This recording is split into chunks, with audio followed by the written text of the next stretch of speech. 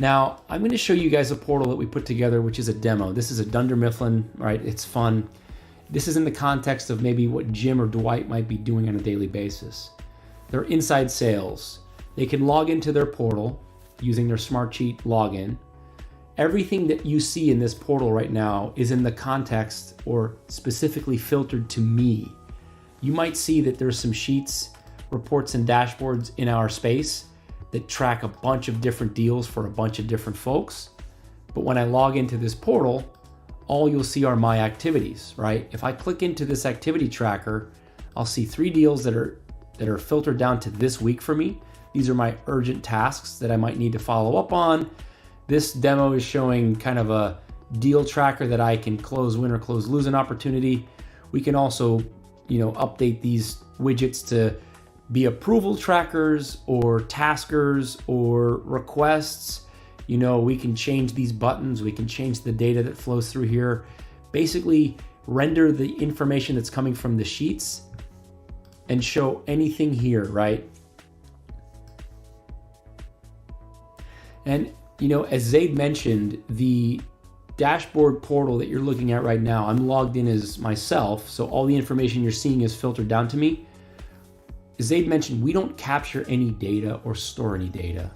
All this data lives inside a Smartsheet. We're simply using Smartsheet as the data source to populate this view and give that user a more user-friendly centralized hub experience. All these portals are multi-tenant, which means you can have several of your Smartsheet solutions roll up into this one dashboard and show that user specifically what they need to do in the context of their role at your organization, right? So if I'm Jim from Dunder Mifflin, I can see that I have my orders that I'm tracking. I can see requests that I've made to the organization. I can see updates or announcements from the organization. I can see a list of popular helpful articles that might be linked to individual rows in a Smartsheet sheet. And I can also access a service catalog, which I'll show you in a little bit is also a Smartsheet sheet. All this data lives in Smartsheet. We don't store it. We don't back it up. We just display it.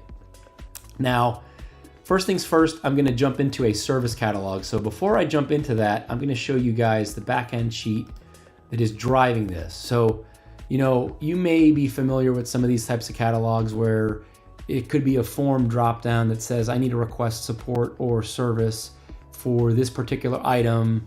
It's in this particular group. Here's the reasoning behind it. Here's the other information that helps support that request, right?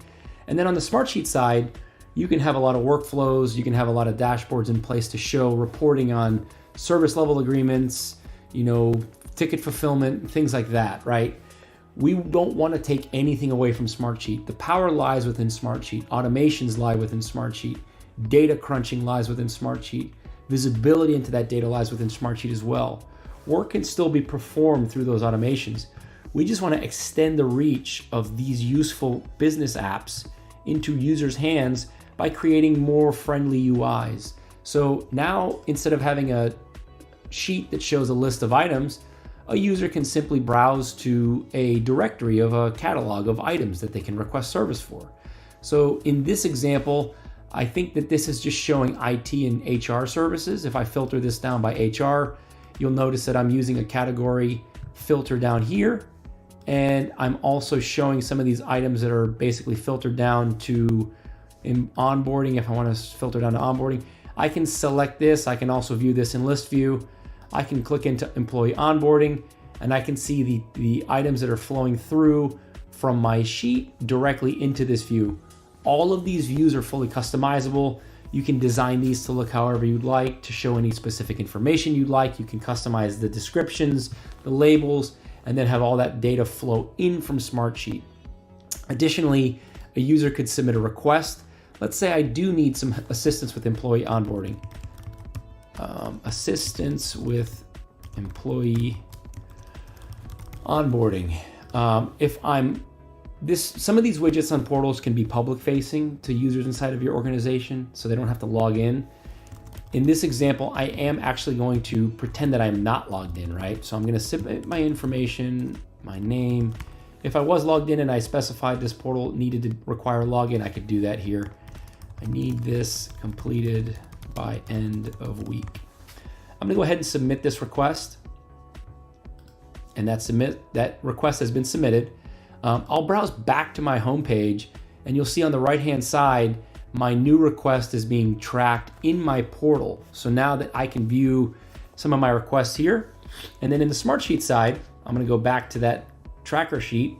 So any submissions that come through will show as here, right? So now that ticket is submitted, and whoever is managing the requests on the Smartsheet side or on the admin side, maybe through a portal specific to internal service users, they can see that new submission come through and some context, who made the request, and then some other information. And if you have SLAs behind the scenes, you can certainly support all that with these sheets as well. All right, I'm gonna go back and click into this task. So from my portal, I can see high-level information on my ticket, right? This is that request that was made. Let's say I'm a user and I'm curious. I wanna say, hey, what's the status of this request? I'll submit this. And now, as I mentioned, we don't take away or add to Smartsheet. We're using Smartsheet. So now if I click into this ticket, you'll notice there's a new comment. So we are taking advantage of all of the Smartsheet features to really empower our teams to get the work done with the tools that Smartsheet brings to us. So any conversation that's made on this row is shown in a conversation pane in this widget. So we're really following best practices on how to provide support and how to drive conversation, collaboration, and closeout on some of these activities. So if I'm in here, I can provide an update and saying, this is currently being scheduled. I'll submit this response and I'll navigate back to my portal. I'll refresh it and you'll see that now my response has been captured from the service side, right? So this is being currently scheduled. Great, thanks. As a user, I can track this and I'll be notified of closeout, but then also on my main portal screen, that ticket will fall off once it's been closed out. On the admin side, if I was managing this from a portal, I can also use my simple tracker to basically close out any ticket requests once they're completed. Or if I want to manage this on the Smartsheet side, I can simply close this out here as well. I can also take advantage of any workflow automations on the sheet level to basically flow those tickets down and manage that work that way. That covers some simple catalog and request tracking. I'm going to go ahead and jump into this order sort of widget that you're looking at here. So now if I jump back into Smartsheet, you'll notice that we might have a pretty robust dashboard that shows sales activities in the organization, right? And it's got a report that pulls in sheets that has sales stats by individuals, by people, by reps. If I click into a sheet, you'll see that there might be a few deals that show up here. There's a bunch by people, there's some dates, there's some probabilities, there's some closing. Now in this demo, this is a field sales tracker, but this could really be an approval widget. This could be a daily task tracker. If I want to click into that to see the list of activities currently for this week, I can see that my items are filtered down and I can click into view this. I can see some basic level information and some notes that I may have had captured on this opportunity. If I want to say this deal has been received, I can come back here and say, all right, the customer provided payment today. I'll go ahead and capture this note and I'll mark this as closed won. This is going to update that item, remove it from my daily list of activities, and I'll move on to the next one, right? If I jump back into the sheet, you'll see here that this activity has a comment. All right, the customer provided payment and closed one activity just highlighted it, updated the sheet in real time to close that activity out, which will then flow that data up to my dashboard, right?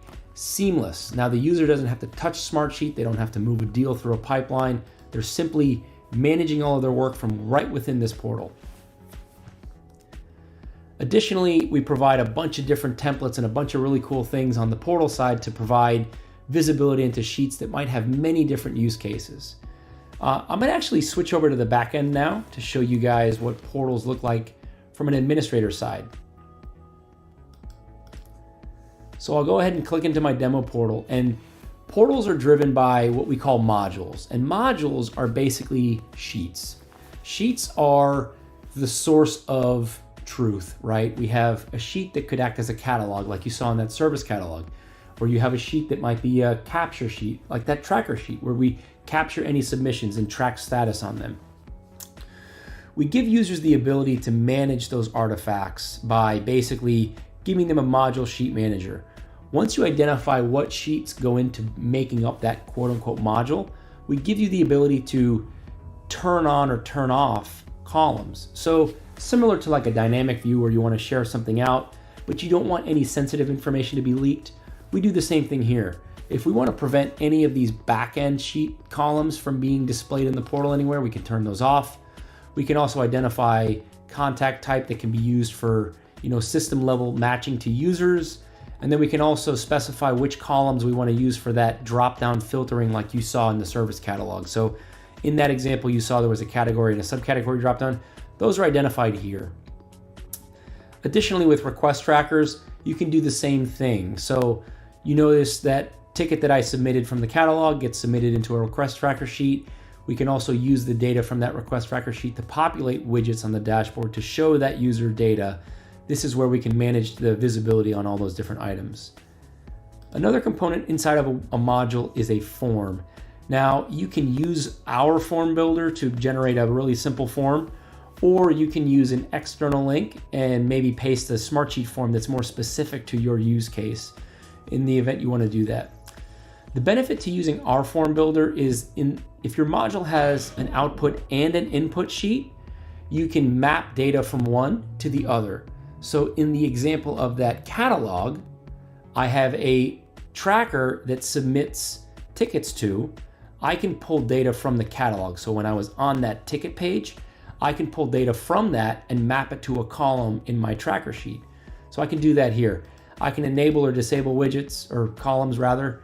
I can drag and drop to reorder them on the form, but then I can also map to that other kind of source catalog type sheet, right? So this catalog entity will be mapped to the catalog in the request sheet.